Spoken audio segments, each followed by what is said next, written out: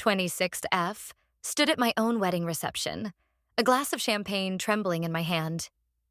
The day had been perfect, almost suspiciously so. The sun shone, the flowers smelled sweet, and my new husband, Mark, looked at me with eyes that promised a lifetime of happiness. Everything felt like a fairy tale, the kind you read about but never expect to live. But I knew my mother-in-law, Eleanor, and fairy tales were not her style. She preferred tragedies, especially ones where she held the pen. She tapped a spoon against her glass, the sharp clinking sound cutting through the joyful chatter of our guests. A hush fell over the room. All eyes turned to her. She stood, a smug, satisfied smile playing on her lips. It was the same smile she wore whenever she managed to make me feel small, which was often. "I would like to make a special toast," she began, her voice smooth and practiced, like a news anchor delivering a particularly grim story. She raised her glass, not to me, or even to Mark, but to the room at large. To my son, Mark, a man of taste, of character, and of great patience. A few people chuckled politely. I felt a knot tighten in my stomach. I knew this was not going to be a simple, loving toast. Eleanor did not do simple or loving. She did calculated and cruel. Mark squeezed my hand under the table, a gesture meant to be reassuring, but I could feel the clammy sweat on his palm. He was nervous too. He knew his mother. He had spent his whole life managing her moods, her expectations, her carefully crafted dramas. I thought, naively, that our marriage would be the one place she could not reach. I was wrong. It was her grandest stage yet. Eleanor continued, her eyes scanning the crowd before they landed on me with a chilling lack of warmth. A son like Mark deserves a partner who is his equal. A woman of substance. A woman who truly understands what it means to be part of this family. Her words hung in the air, each one a tiny, poisoned dart aimed directly at my heart. I felt the color drain from my face. This was not a toast. It was an indictment. She was putting me on trial in front of everyone I had ever known. She then reached under her table and produced a small, beautifully wrapped box tied with a silver ribbon. It was elegant and expensive looking, the kind of thing you see in a jewelry store window. "I have a gift," she announced, her voice ringing with false generosity. "A family heirloom. It has been passed down for generations, given to the woman who joins our family and proves she is worthy of it." She paused for dramatic effect, letting the weight of her words settle over us. "And so this gift is for the woman who truly deserves my son." My heart hammered against my ribs. I knew what I was supposed to do. I was supposed to stand, smile graciously, and accept this passive-aggressive offering as if it were a genuine welcome. I was supposed to play my part in her little play. But I was frozen, pinned to my chair by the sheer audacity of her public humiliation. She was not giving me a gift. She was dangling my worthiness in front of 150 people. She was telling everyone that I still had to earn my place, that I had not yet passed her test. Before I could force my legs to move, before I could even draw a breath to respond, a flash of white fabric shot past our table. It was a blur of lace and tulle. It was my sister, Sophie.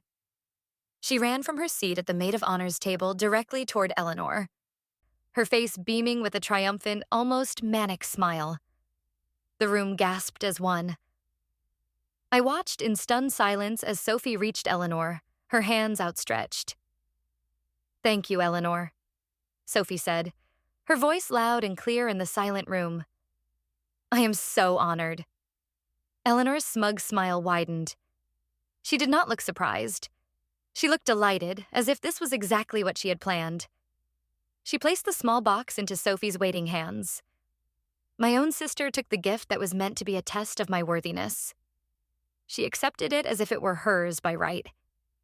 She turned to the crowd, holding the box aloft like a trophy, and curtsied. A few confused people clapped, but most just stared, their mouths hanging open in disbelief. I looked at Mark. His face was a mask of confusion and shock. He looked from his mother to my sister and then to me, his eyes wide and helpless. He opened his mouth to say something, but no words came out. And in that moment, as I watched my sister accept a gift from my mother-in-law for being the woman who truly deserved my husband, I knew my perfect fairy tale was over. It had been a lie from the very beginning. The knot in my stomach turned to ice. This was not a misunderstanding. This was a declaration of war. And it had been declared on my wedding day. The rest of the reception was a blur of forced smiles and whispered apologies from guests who did not know what else to say. I moved through the motions like a ghost, cutting the cake, having the first dance, my body present but my mind a million miles away, replaying that horrific moment over and over. Sophie, my maid of honor, my own flesh and blood, had sided with my tormentor. She had not just allowed Eleanor to humiliate me, she had participated in it with glee. Mark finally found his voice after the music started again, a frantic, upbeat tune that felt like a mockery of my inner turmoil. "I am so sorry, Clara," he whispered, his arm around my waist as we swayed on the dance floor. "I have no idea what that was about. My mom, she has a twisted sense of humor. And Sophie, she must have been drunk." I pulled away from him, just enough to look him in the eyes. "Drunk?" "Mark, she ran. She ran and she thanked her. Did that look like a drunken mistake to you?" I asked, my voice dangerously low. "I do not know what it looked like," he said, his voice pleading. "I just know my mom loves to stir the pot, and Sophie got caught up in it. We will sort it out. Please, let's not let this ruin our night." But the night was already ruined. The foundation of our new life together had a crack running right through it, and it had been put there by the two women who were supposed to be our closest family. I wanted to scream at him, to demand he confront his mother right then and there. But I saw the fear in his eyes. He was terrified of her, just as I was. He had spent a lifetime trying to please her, and her approval was a drug he could not quit. Later, as the guests began to leave, I saw Sophie and Eleanor in a corner, heads close together, whispering. They were laughing. They glanced over at me, and Sophie gave me a small, pitying smile before turning back to her new best friend. It was the look of a victor. I felt a cold fury rise within me, a feeling so intense it almost made me dizzy. This was not a joke. This was a conspiracy. The car ride to the hotel was silent. The air was thick with unspoken words. Mark kept trying to take my hand, but I pulled it away each time. I could not bear his touch. He was supposed to be my partner, my defender. But when his mother had attacked me, he had frozen.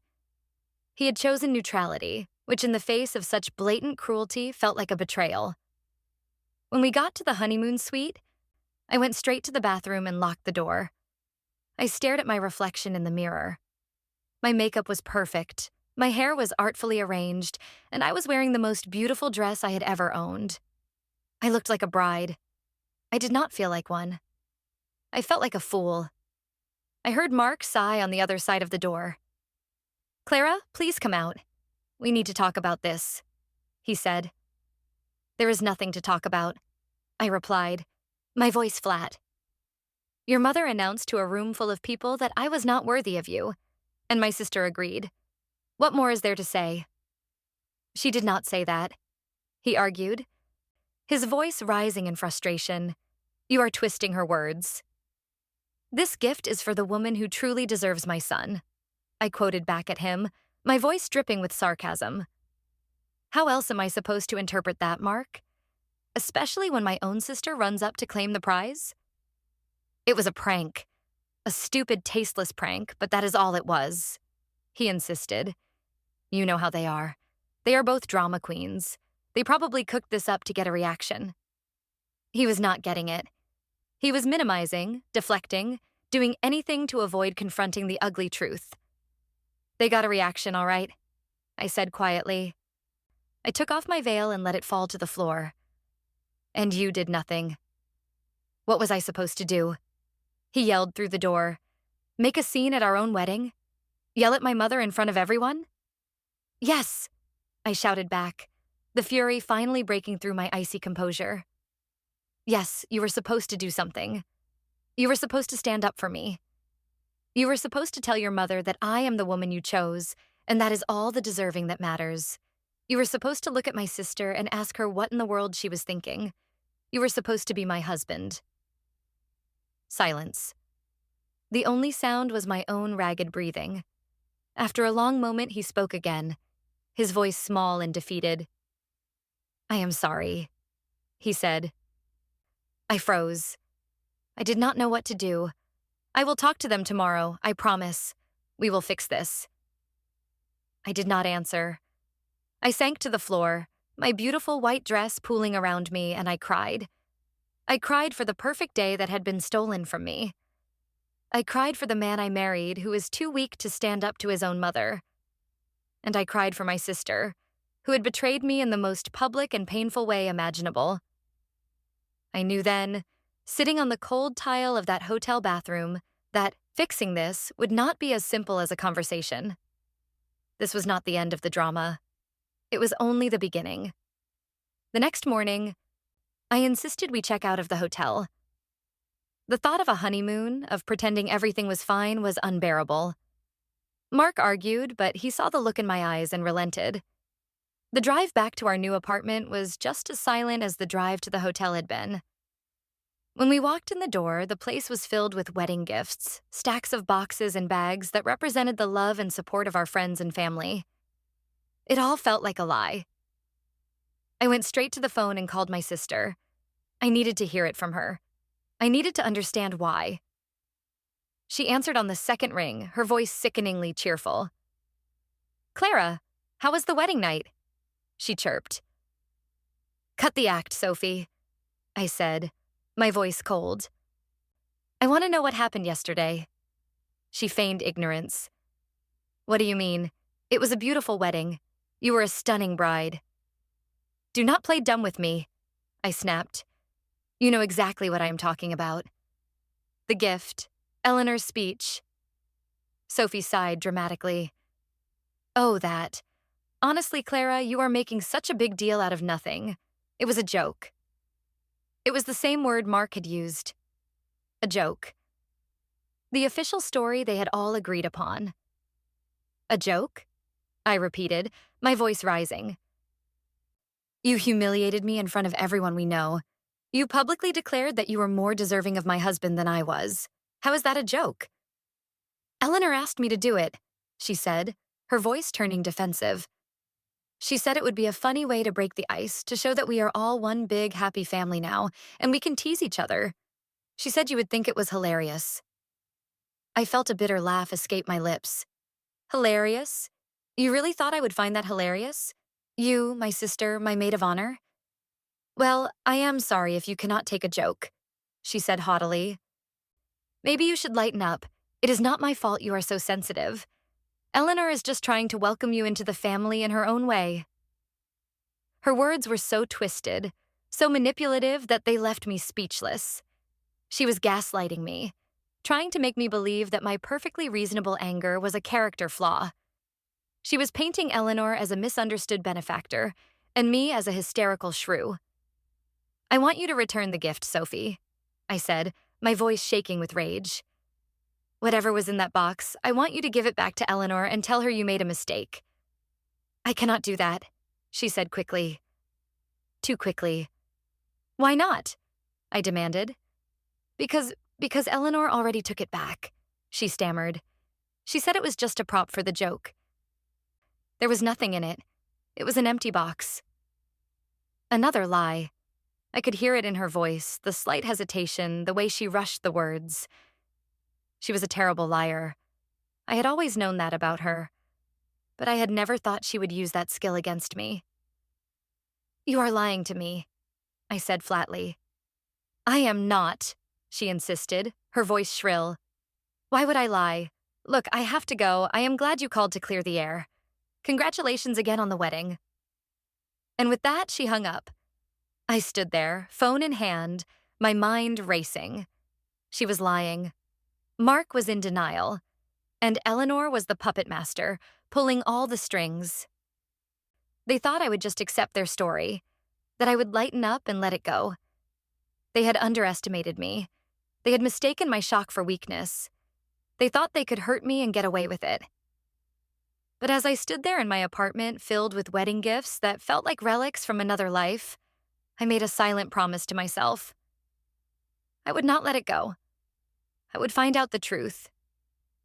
And I would make them pay. My first step was to get away from Mark. I told him I was going to stay with our friend Lisa for a few days. He protested, of course.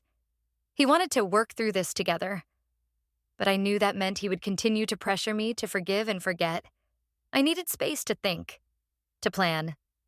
Lisa was my oldest friend, a rock of common sense in my swirling sea of chaos. When I arrived at her apartment, my eyes red and puffy, she just pulled me into a hug. I told her everything, from Eleanor's cruel speech to Sophie's breezy dismissal on the phone. She listened patiently, her expression growing darker with every word. "An empty box?" she said when I finished, her voice full of disbelief. "She really expects you to believe that? After all that drama, it was an empty box?" "That is her story," I said, sinking onto Lisa's couch. "And Mark is buying it, or at least he is pretending to." "Of course he is," she said, sitting next to me. "He is terrified of his mother, but Sophie, Clara, this is on a whole other level. Why would she do this to you?" That was the question that haunted me. Why? We had our issues, as sisters do. She had always been a bit jealous of me ever since we were kids. I was the responsible one, the one who got good grades. She was the wild one, the one who was always in trouble. But I thought we had moved past that. I thought she was happy for me. "I do not know," I said, my voice barely a whisper. "But I am going to find out." Lisa nodded. Her face set with determination. "Good. Because this is not just a joke. This is a coordinated attack. What are you going to do?" "I need proof," I said. "I need something concrete that proves they are lying. Right now, it is just my word against theirs. And Mark is on their side." We spent the next hour brainstorming. Lisa had been sitting at a table near Eleanor and my Aunt Carol during the reception. "I remember Eleanor was whispering to your aunt right before she gave that speech," Lisa said, her brow furrowed in concentration. "I could not hear everything, but I definitely heard her mention your name. And then she said something like, 'She is just not family material.'" My heart sank, so it was premeditated. She had been bad-mouthing me to my own family moments before she humiliated me in front of everyone. "Did you hear anything else?" I asked. "She was talking about the gift," Lisa recalled. "She said it was the keys to the kingdom. That is the exact phrase she used." Then she laughed. "The keys to the kingdom," I repeated. It sounded dramatic, just like Eleanor. It was definitely not an empty box. So Sophie had lied about that too. The gift was real, and it was significant. But what was it? And why did Sophie have it? The next day, I started digging. Mark and I had set up a joint account for our wedding gift money. We had received a lot of checks, and I had diligently deposited them all the week before the wedding. I decided to check the account balance online. My hands were shaking as I logged in. I told myself I was being paranoid, that the money would all be there. It was not. The balance was significantly lower than it should have been. Thousands of dollars were missing. I scrolled through the recent transactions, my blood running cold. There was a single massive withdrawal. It had been made yesterday, the day after the wedding. It was an online transfer. And it had been initiated from Mark's phone. I felt like I had been punched in the gut. Mark. He had taken our wedding money. I immediately called him, my voice trembling with a mixture of rage and fear. "The money is gone, Mark," I said, dispensing with any pleasantries. "The money from our gift account. It is gone." There was a pause on the other end of the line. "What are you talking about?" he asked, but his voice lacked conviction. He sounded guilty. "I am looking at the account right now," I said, my voice rising. "There was a huge transfer made yesterday. From your phone. Where is it?" He sighed a long, weary sound. Clara, calm down. It is fine. I moved it. You moved it? I repeated, incredulous. You moved thousands of dollars of our joint money without telling me? The day after our wedding? Where did you move it? I put it into my personal savings account, he said. It is safer there. Higher interest rate, I was going to tell you. His explanation felt thin, flimsy. Why the secrecy? Why the rush? I want to see the statement, Mark, I said, my voice steely. I want you to log into your savings account right now and show me that our money is there. I am not going to do that, he said, his voice turning cold. I cannot believe you are accusing me of stealing from you. After everything that has happened, this is what you focus on? Money? This is not just about money, I yelled into the phone. This is about trust. You lied to me about the transfer, just like you are lying for your mother. I want to see the proof, Mark. If the money is where you say it is, then prove it. No, he said flatly. I am your husband. You should trust me. This is insane. You need to stop this little investigation of yours and come home so we can fix our marriage. There is no marriage to fix if it is built on lies, I said quietly, and I hung up the phone. I sank onto Lisa's bed, the full weight of the situation crashing down on me. My husband had emptied our joint account and was refusing to show me where the money went. My sister and my mother-in-law had conspired to humiliate me. They were all in it together, and I was completely alone. But as the initial shock wore off, it was replaced by a cold, hard resolve. They thought they could break me. They thought I would crumble. But they had started a fire, and I was going to let it burn. I would get to the bottom of this, no matter what it took. The fight was no longer just about a cruel joke at my wedding. It was about my money, my future, and my self-respect. And I was not going to lose. The next few days were a blur of sleepless nights and frantic clandestine research. I was staying at Lisa's, which gave me the freedom to operate without Mark looking over my shoulder. He called and texted constantly, alternating between angry demands that I come home and pathetic pleas for forgiveness. I ignored most of them. I needed to focus. My first priority was the money. Mark's refusal to show me his savings account was the biggest red flag. If the money was there, he would have shown me in a heartbeat to shut me up. His defensiveness meant he was hiding something. I needed to know what. I remembered that Mark was notoriously bad with paperwork. He had a habit of leaving important documents lying around his home office. I knew I had to get back into our apartment just for a few hours when he was at work. I texted him, using a calm, conciliatory tone. I told him I needed to pick up some clothes and work files, and I would do it during the day so we would not have to see each other. He agreed, probably thinking I was starting to come around. The next day, I let myself into the apartment. It felt strange, like I was a burglar in my own home. I quickly packed a bag of clothes, then went straight to his office. My heart was pounding. I felt guilty, like I was betraying his trust. But then I remembered he had betrayed mine first. I started searching his desk. Under a pile of unopened mail, I found it. A stack of recent bank statements. I quickly found the one for his personal savings account. My hands trembled as I opened it.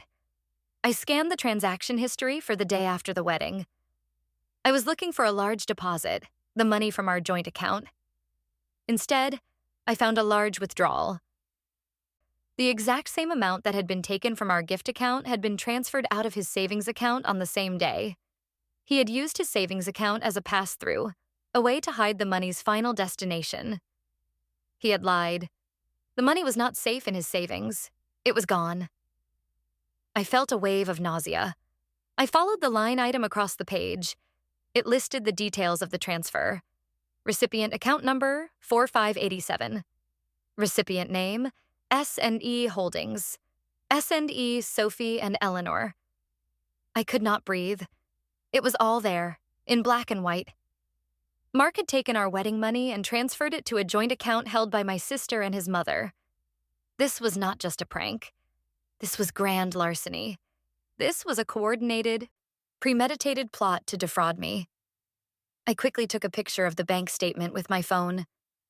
This was the proof I needed. This was undeniable. I felt a surge of vindication, quickly followed by a crushing wave of heartbreak. The man I had married, the man I had promised to love and trust, was part of it. He was not just an innocent bystander or a weak man afraid of his mother. He was an active participant. I sat there on the floor of his office, the bank statement in my hand, and tried to make sense of it all. The humiliation at the wedding, the missing money, it was all connected. But I still did not understand the why. Why would they do this? Why would Mark go along with it? It made no sense. Unless the goal was not just to humiliate me, but to get rid of me entirely. They wanted to break us up. That had to be it. They created a public spectacle to drive a wedge between us. Then they stole our money to create financial stress, knowing it is one of the biggest causes of divorce. They were systematically trying to destroy our marriage from the inside out. But why would Sophie want that? Why would my own sister want to destroy my happiness?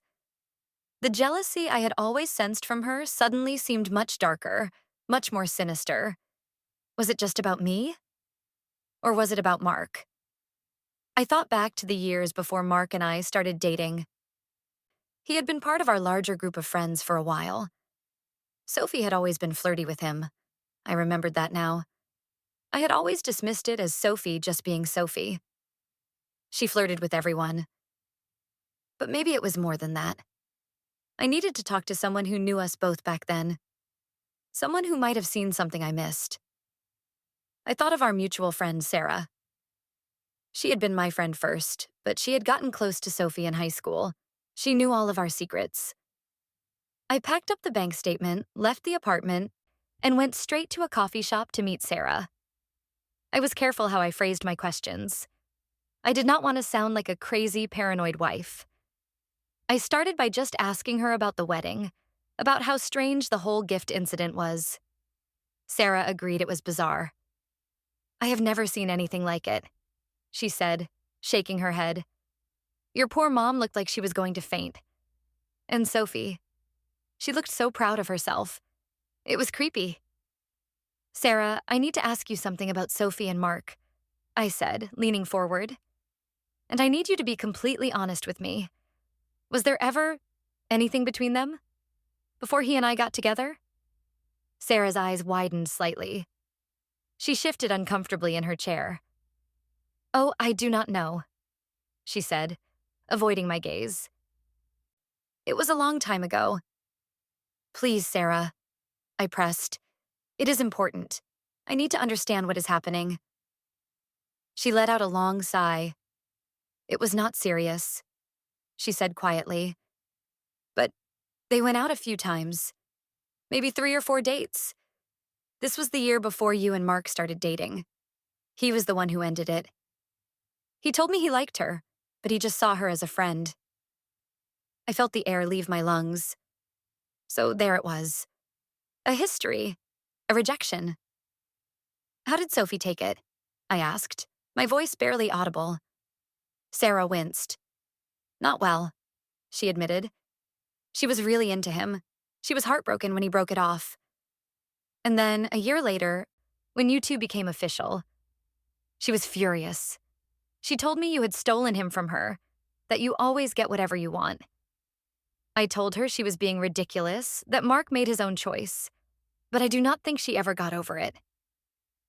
It all clicked into place. The final, ugly piece of the puzzle. This was not just about sibling rivalry. This was about revenge. Sophie had never forgiven Mark for rejecting her, and she had never forgiven me for stealing him. She had been biding her time, waiting for the perfect opportunity to strike. And Eleanor, who had always disapproved of me, had given her that opportunity. They were a match made in hell. Two manipulative women united by their shared hatred of me.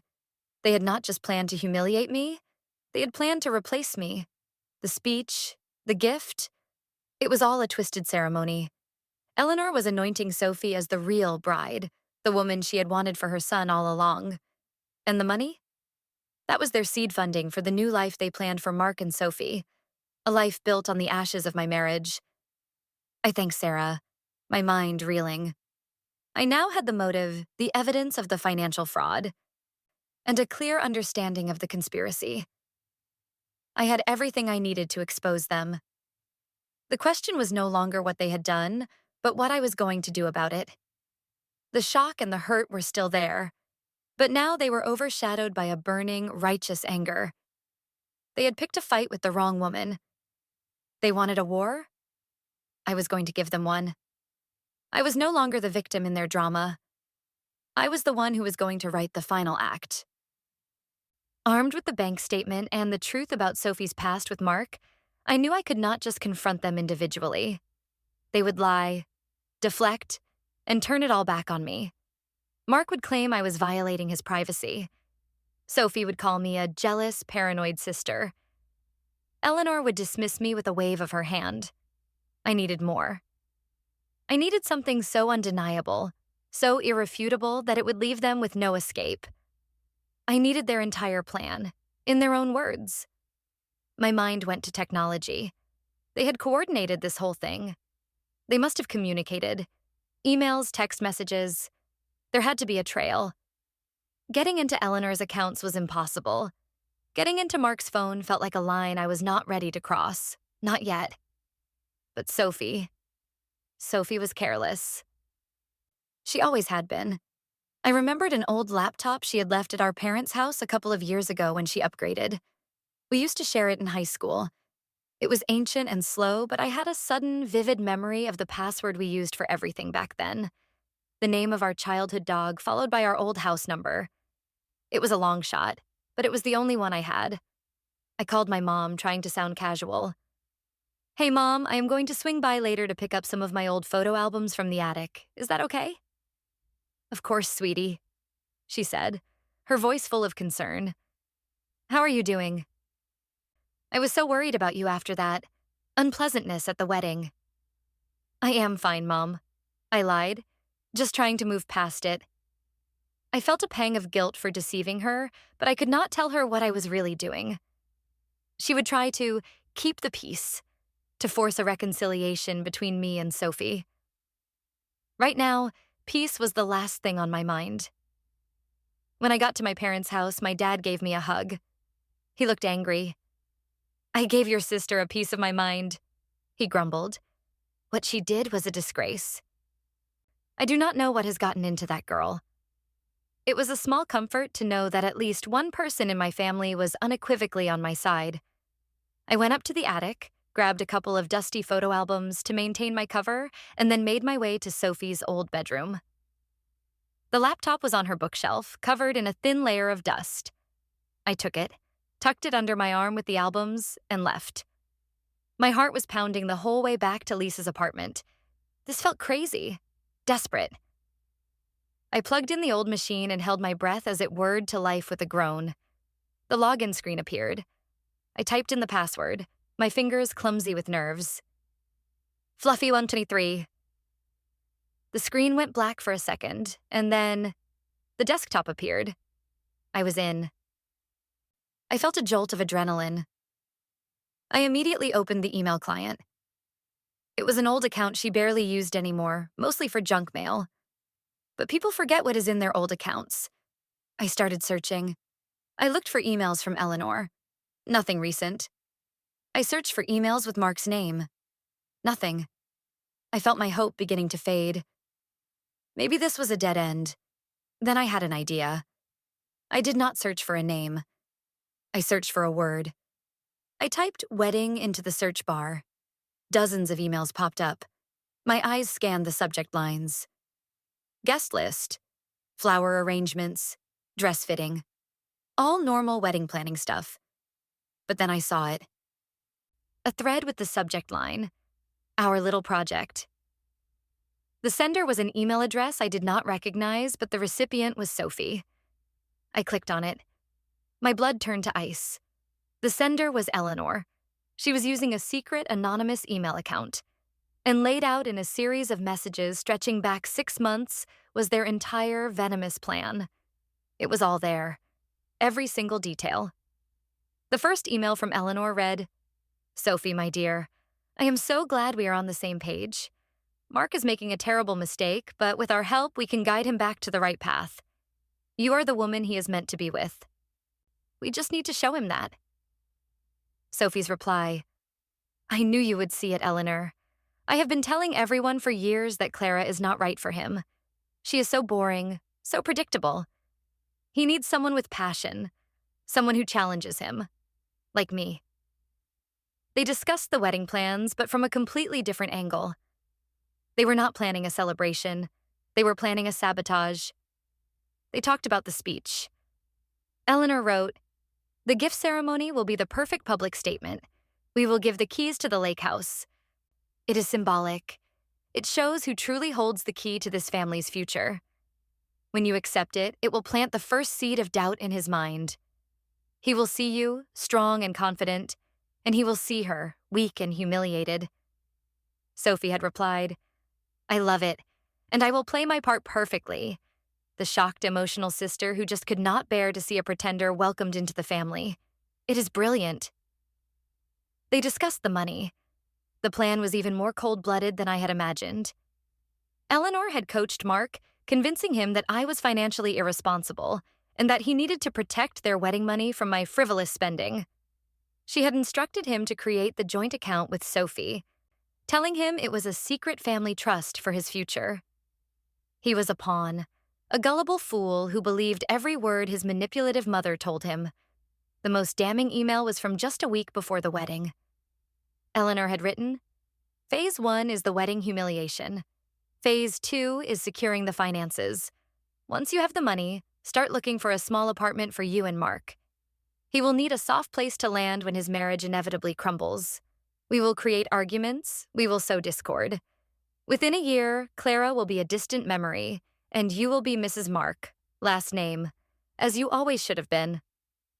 Sophie's reply was a single, chilling sentence. "I cannot wait to redecorate their apartment." I felt sick. I read through every email, every reply, every cruel, calculated word. They had mapped out the destruction of my life with the casual glee of two people planning a vacation. They had insulted my character, my intelligence, my very being. They had laughed at me. They had pitied me. They had used Mark's weakness and my love for him as weapons against me. I saved every single email to a USB drive. I copied the files, checked them twice, and then shut down the laptop. I sat in the silence of Lisa's apartment, the USB drive clutched in my hand. It felt heavier than a brick. It was the truth. It was the weapon I needed. The heartbreak was still there, a deep, aching wound. But the anger was now a laser-focused beam of pure, cold fury. They had wanted to write my story, to cast me as the villain who was not good enough. They had wanted to erase me. But now I had their script, and I was going to read it aloud to the whole world. The showdown had to be perfect. A private confrontation was out of the question. They deserved the same public humiliation they had inflicted upon me. I needed an audience. I needed the family members they had tried to turn against me to be there, to witness their downfall. As if on cue, my phone buzzed. It was a group text from Eleanor. "Dearest family," it read, "Please join us for a post-honeymoon dinner this Saturday to celebrate the happy couple. We have so much to be thankful for. Please RSVP." It was perfect. She was handing me the stage herself. The audacity was breathtaking. She had just tried to implode my marriage, and now she was planning a celebration dinner. She was so confident, so sure that she had won, that I would have meekly fallen back in line. It was the fatal mistake of every villain, underestimating the hero. I replied to the group text immediately. "We would love to be there, Eleanor. We will see you on Saturday." Then I called Mark. "I got your mom's invitation," I said, my voice carefully neutral. "I think we should go." He sounded relieved. "Really?" "Oh, Clara, that is great news. I knew you would come around. This is the first step. We can finally put all this behind us." "Yes," I said, a bitter taste in my mouth. We can finally put it all behind us. For the rest of the week, I played the part of the dutiful, chastened wife. I agreed to move back into our apartment. I let Mark think he had won, that his strategy of waiting me out had worked. He was sweet and attentive, no doubt on instructions from his mother. He brought me flowers.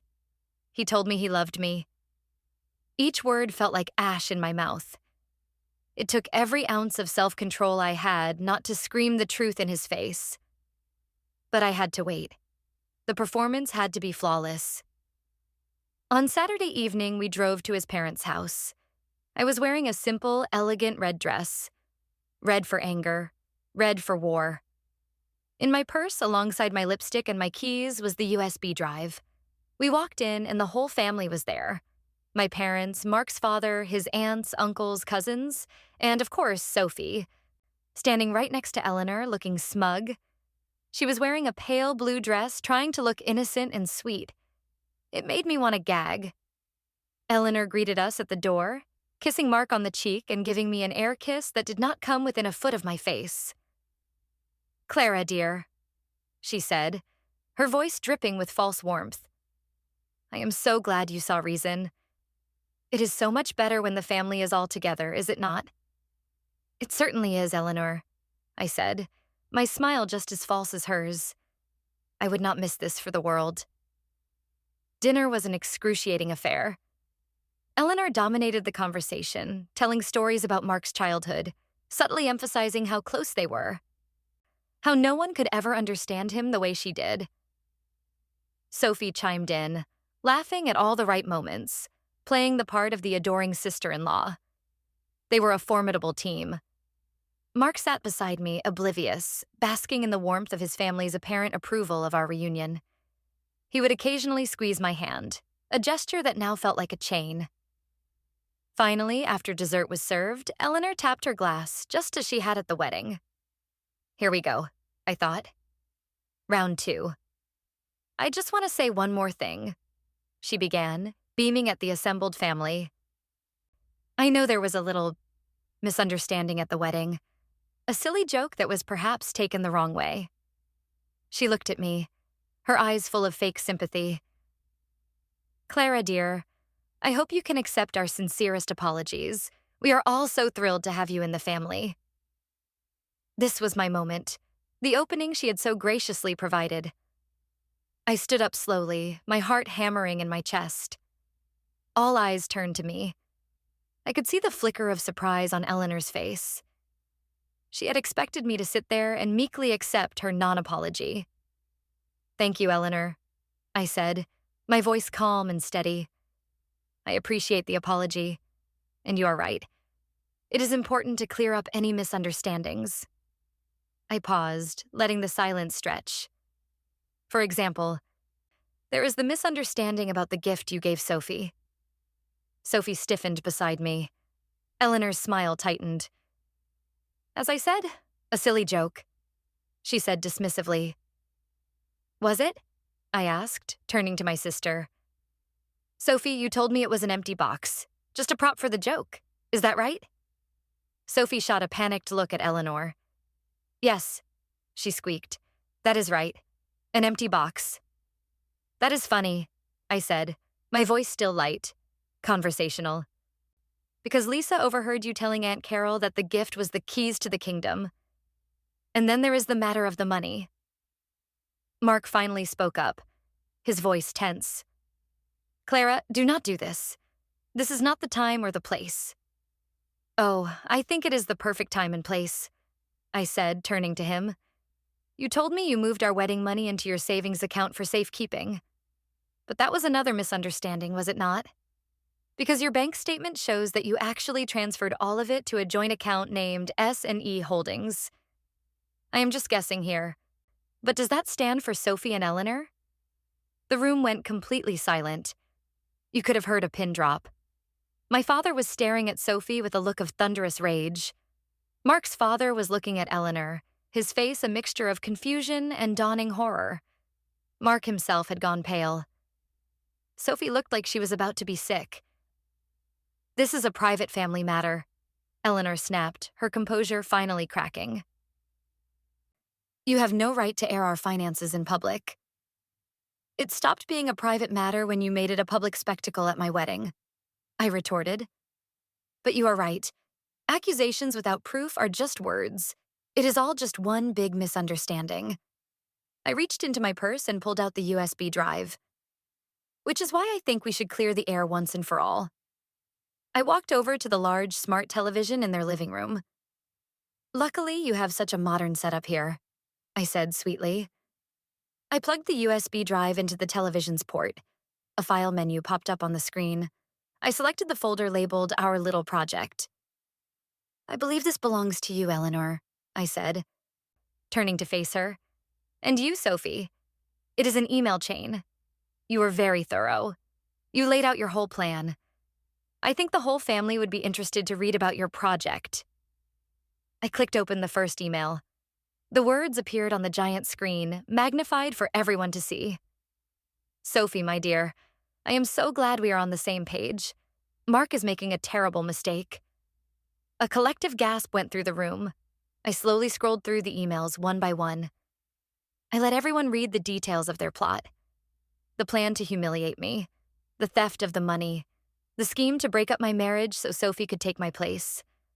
The cold, cruel words they had written, now exposed in the harsh glow of the television screen.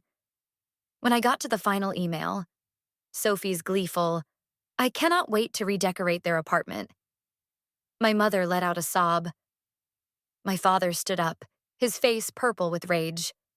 "Sophie," he choked out. "How could you?" Sophie was crying, her face buried in her hands. Eleanor was white as a sheet, her mouth opening and closing like a fish, but no sound coming out. She was utterly defeated, but I was not done. I turned to the man I had married. Mark was staring at the screen, his face a mask of utter devastation and disbelief. The proof was right in front of him, undeniable.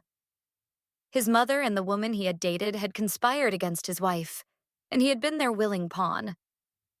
"Mark," I said, my voice devoid of all emotion. "Did you know about this? Did you know you were transferring our money so my sister could move into our apartment after you divorced me?"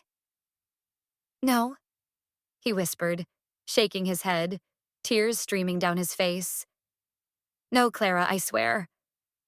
My mother, she told me it was a family trust. She said it was to protect our future. I did not know. I had no idea." "You did not want to know," I said, my voice cutting through his sobs. "I told you something was wrong. I begged you to listen to me, but you chose them. You always choose your mother." I looked around the room at the horrified faces of our family. My work here was done. The truth was out. Their perfect family image was shattered, forever. I turned back to Mark, my voice cold and final. "My lawyer will be in touch with yours on Monday to discuss the divorce. I expect my half of the wedding money, plus damages for fraud and emotional distress, to be returned to me immediately. Otherwise, these emails, along with your bank statements, will be going to the police." I then looked at the two women who had tried to destroy me. Eleanor was staring at me with pure, unadulterated hatred. Sophie was just a weeping, pathetic mess. "As for you two," I said, my voice ringing with clarity in the silent room, "you got what you wanted. You drove me away from Mark. He is all yours now." I gave them a small, cold smile. "You truly deserve each other." And with that, I turned around, walked out the front door, and did not look back. I could hear the shouting start before the door even closed behind me. It was the sound of a family imploding. It was the sound of my freedom. The aftermath was exactly as explosive as I had anticipated. Lisa called me the next morning with a full report from my Aunt Carol, who had stayed to witness the carnage. Apparently, my father had told Sophie to pack her bags and get out of his house. He was done with her. Mark's father, a quiet man I had always liked, had finally stood up to Eleanor. He told her he was ashamed of her and that if she did not liquidate one of her investment accounts to pay me back every single penny by the end of the week, he would file for divorce himself. The united front of the family had completely crumbled, leaving Eleanor and Sophie exposed and alone. Mark, of course, started calling me incessantly. The first few calls were filled with rage and accusations. I had ruined his family. I had embarrassed him. How could I be so cruel? I did not answer. After a day of silence from me, his tone changed. The calls became desperate, pleading. He finally caught me when I picked up a call from an unknown number, thinking it was my lawyer. It was him using a friend's phone. "Clara, please," he begged, his voice cracking. "Please just talk to me. I love you. I was an idiot. I was blind. I see that now. Please do not leave me." I listened to him, and for the first time, I did not feel anger or heartbreak. I just felt nothing. The love I had for him had been burned away, leaving nothing but cold ash. "Mark, I asked you to stand up for me at our wedding," I said, my voice calm and detached. "You did not. I asked you to trust me when I told you something was wrong. You did not. I asked you to show me where our money was, and you lied to my face. This is not about one mistake. This is about who you are. You are weak. You are a coward, and you allowed your mother and my sister to try and destroy me." "I can change," he cried. "I will go to therapy. I will cut my mother off. I will do whatever it takes. I will spend the rest of my life making it up to you." "There is nothing to make up for," I said simply. "Because there is no us anymore. You made your choice. You chose them. Now you get to live with them. Goodbye, Mark." I hung up the phone and blocked his number, and his friend's number, and every other number he tried to call from. True to his word, Mark's father made sure the money was in my account by Friday. It was the full amount from our wedding gifts, plus a significant amount on top of it. A note from my new lawyer explained it was an initial settlement for damages, offered to avoid criminal charges. I accepted. I did not want revenge anymore. I just wanted to be done. The divorce was surprisingly fast. Mark did not contest anything. He signed all the papers. I was officially a free woman less than 3 months after my wedding day. I used the money to get a new apartment in a different part of the city, a place with no memories attached. I bought new furniture, new dishes, a new life. A few weeks after I moved in, my mother called me. Her voice was sad. "I spoke to Sophie," she said. "How is she?" I asked, a flicker of something, pity, maybe, stirring within me. "Miserable," my mother said bluntly. "Your father still is not speaking to her. She is living with Eleanor." I almost laughed. Of course she was. "How is that going?" "Terribly," my mom said. "They are at each other's throats constantly. Sophie blames Eleanor for the plan being too obvious. Eleanor blames Sophie for being a clumsy actress. They are trapped in that big house together, with no one else to talk to. The rest of the family has completely shut them out. They got exactly what they wanted, each other. And it turns out to be a prison." It was a fitting end. They had been united in their scheme to ruin my life, and now they were united in their miserable failure. As for Mark, my mother told me he had moved back in with them as well. The three of them, a toxic little family, stewing in the mess they had created. I, on the other hand, was thriving. The betrayal had been devastating, but it had also been liberating. It had shown me my own strength. It had shown me who my real friends and family were. And it had freed me from a life with a man who was never truly my partner. One evening, I was unpacking the last box of my things in my new sunny apartment. I found the box with my wedding dress in it. I opened it and looked at the beautiful white gown. I did not feel sad. I did not feel angry.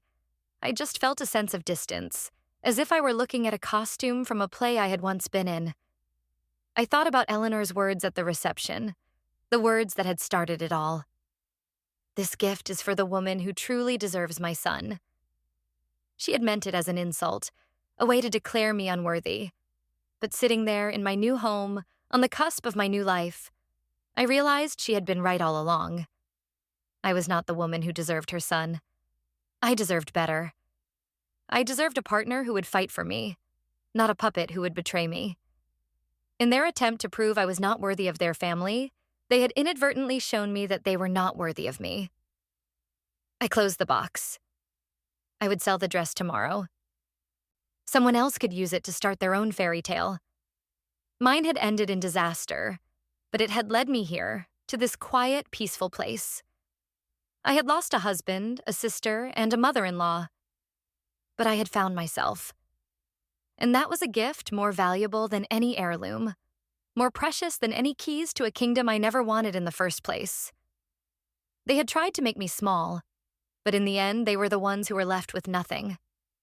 And I had never felt bigger.